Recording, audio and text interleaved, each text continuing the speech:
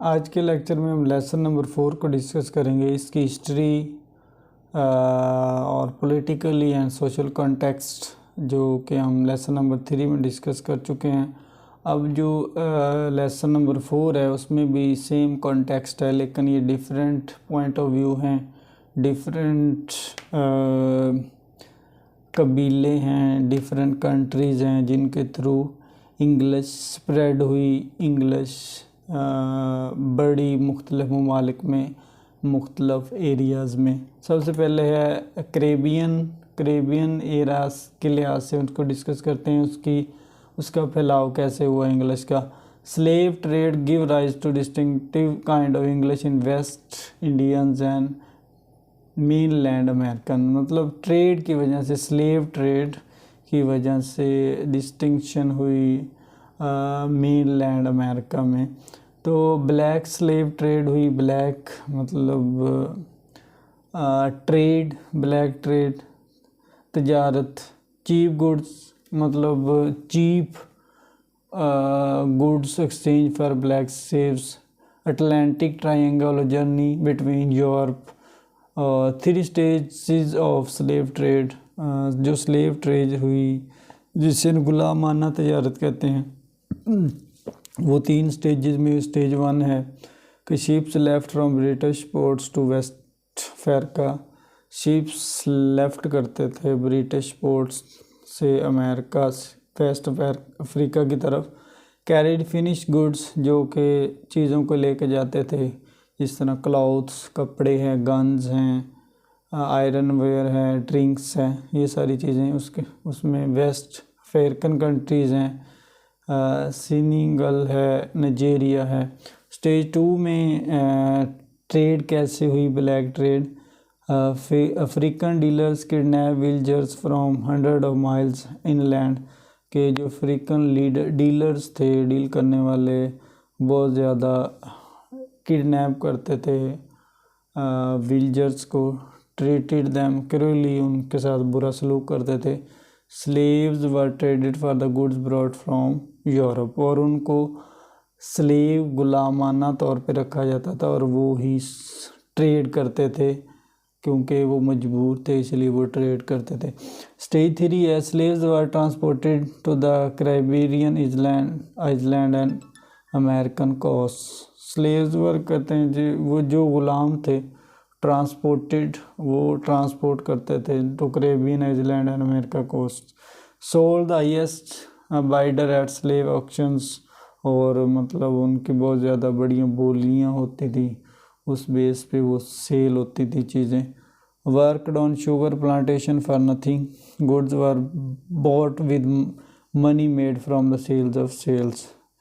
मतलब ये सारे स्टेप्स थे जिसकी वजह से इंग्लिश स्प्रेड हुई, जिसमें बहुत ही इम्पोर्टेंट जो पॉइंट है ब्लैक स्लेव ट्रेड है, जिसमें डिफरेंट स्टेजेस उसने डिस्कस की हैं कि इन स्टेजेस की वजह से या इन स्टेजेस के थ्रू ट्रेड हुई और इंग्लिश स्प्रेड हुई। Spread of English south east Asia, के साउथ ईस्ट एशिया में इंग्लिश का फैलाव कैसे हुआ, इंग्लिश कैसे बढ़ी, कैसे फैली। With America establish it's sovereignty over Philippines in 1819. A strong influence of American English in Philippines persists. मतलब इसमें अमेरिका ने इस्टेब्लिश जो की फिलिपाइंस पे 1898 में, और उसका स्ट्रॉन्ग इन्फ्लुएंस था। It include the largest population of English speaking state in the region. उस वक़्त इसको लार्जेस्ट, बहुत बड़ी पॉपुलेशन या आबादी कंसीडर किया जाता था, जिसमें 90 मिलियंस 2016 में। British colonial empire in South Asia was began by sir Thomas Stamford Raffles. After that several British settlement took place. मतलब इसमें उसने टोटली हिस्ट्री डिस्कस की है कि किस तरह साउथ ईस्ट एशिया में इंग्लिश का फैलाव हुआ, इंग्लिश कैसे फैली, और डिफरेंट पॉइंट ऑफ व्यू को उसने डिस्कस किया। उसके बाद है spread of English south Africa, कि साउथ अफ्रीका में इंग्लिश कैसे बढ़ी, कैसे फैली, कैसे उसकी तरक्की हुई।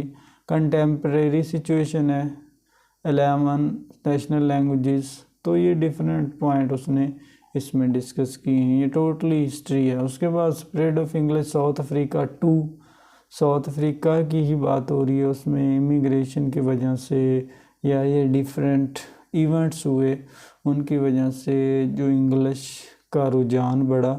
तो इसने ये टोटली ये पॉइंट्स डिस्कस किए हैं। उसके बाद अफ्रीका में किस तरह इंग्लिश का रुझान बढ़ा और इंग्लिश बढ़ी। कॉलोनियल अफ्रीका है, कॉलोनियल अफ्रीका के बाद spread of English in Africa, कैसे इंक्रीज इन कॉमर्स, कॉमर्स में कॉमर्स की ट्रेड बढ़ने लगी। उसके बाद मतलब डिफरेंट पॉइंट ऑफ व्यू है। जिस तरह ब्लैक स्लेव ट्रेड थी, इस तरह इसमें स्लीव्स, लोगों को गुलाम बनाया जाता था और उसकी वजह से उनको ये कहा जाता था कि वो इंग्लिश स्पीक करें या डिफरेंट ट्रेड्स या तजारत की वजह से उनके रुझान बढ़ने लगा इंग्लिश में। वो कहते हैं spread of English in Africa, किन एरियाज़ में जो अफ्रीका में इंग्लिश का स्प्रेड हुआ। ये डिफरेंट कंट्रीज़ हैं, सॉरी डिफरेंट सिटीज़ हैं, डिफरेंट सिटीज़ हैं जो अफ्रीका के, उसमें इसका जो स्प्रेड हुआ। Spread of English in Africa, highly multilanguage region, बहुत बड़ा मल्टीलैंग्वेज रीजन था। तो इसकी वजह से भी इंग्लिश के फैलाव में इजाफा हुआ। उसके बाद spread of English south Asia में, साउथ एशियन कंट्रीज़ में इंग्लिश का फैलाव कैसे बढ़ा। साउथ एशियन कंट्रीज़ में कौन कौन से कंट्रीज आते हैं? इंडिया, पाकिस्तान, बांग्लादेश, श्रीलंका, नेपाल, भूटान। तो इनमें इसका ट्रेंड कैसे बढ़ा। सबसे पहले arrival of English in South Asia, कि साउथ एशिया में इंग्लिश कैसे आई, अराइवल कैसे हुआ। Formation of the east India company इन 1600, सबसे पहले ईस्ट इंडिया कंपनी की बुनियाद रखी गई। Formation and decline in the powers of Mughal empires, जो पावर्स थी मुगल एम्पायर की उनको डिक्लाइन किया गया, ख़त्म किया गया। Trading transformed into dominance over India. Rules and status of English during empire, empire के दौरान रूल्स क्या था। बिकम द लैंग्वेज एडमिनिस्ट्रेशंस, ये एडमिनिस्ट्रेशन की लैंग्वेज बन गई थी। English education system were introduce in 1835, कि टोटली जो सिस्टम है इंग्लिश में होगा। Become the medium of instruction in higher education, के इसके थ्रू आप इंफॉर्मेशन शेयर कर सकते हैं। एक इंफॉर्मेशन शेयर करने का एक रिसोर्स बन गया था। Increase the growth and status of English, और इंग्लिश का जो स्टेटस है और उसकी ग्रोथ है, पैदावार है या उसकी तरक्की है, वो बढ़ गई। Rule and state of English during empire. Two system education, English medium and vernacular medium.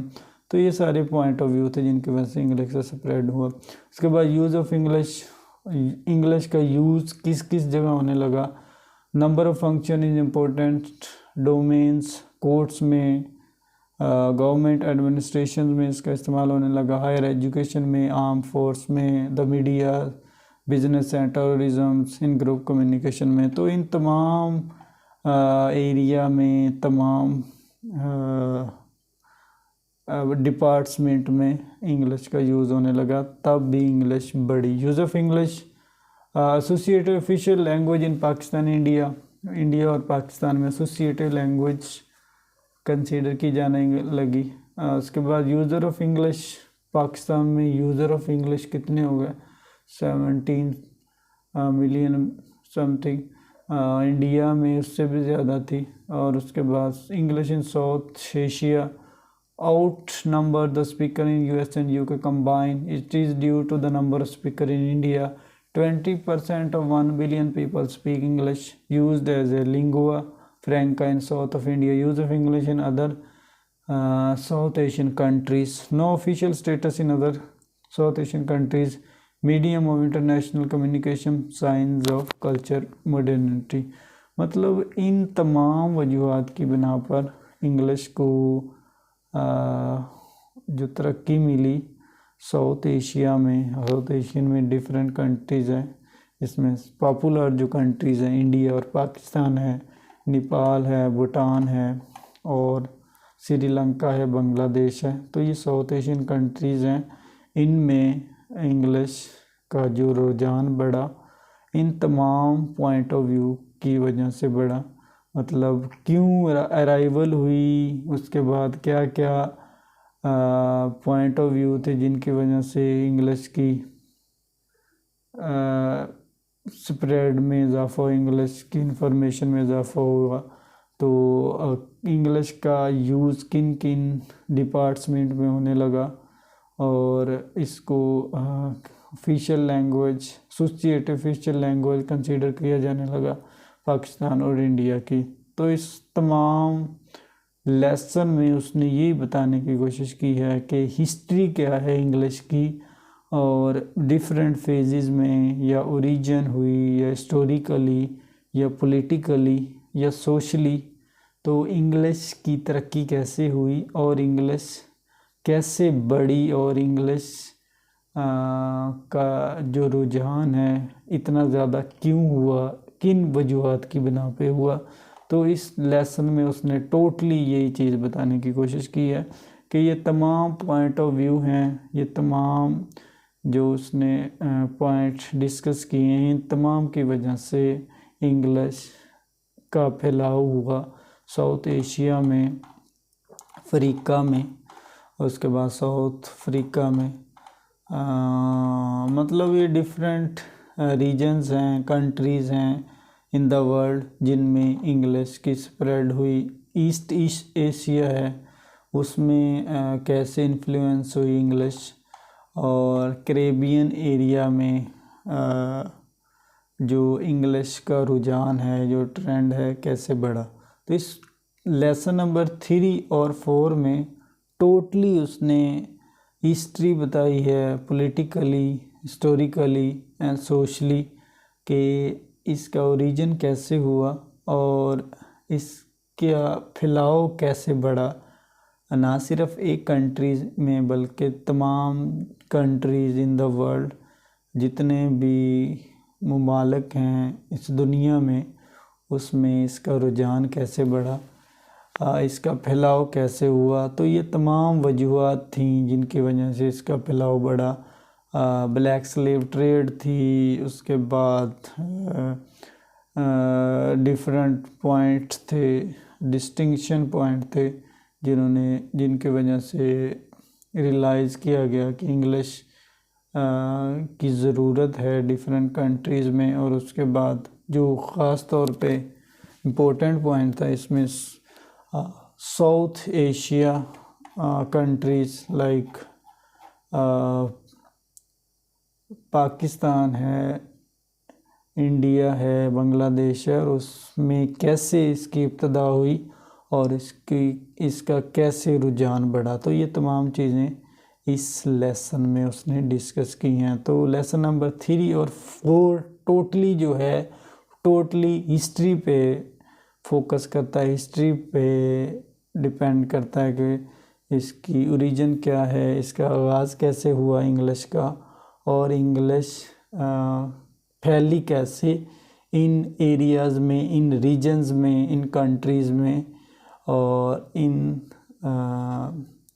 Main cities में। साउथ एशिया के जो ममालिक हैं उनके जो मेन सिटीज़ हैं या कैपिटल्स हैं, उनमें इंग्लिश का फैलाव कैसे हुआ।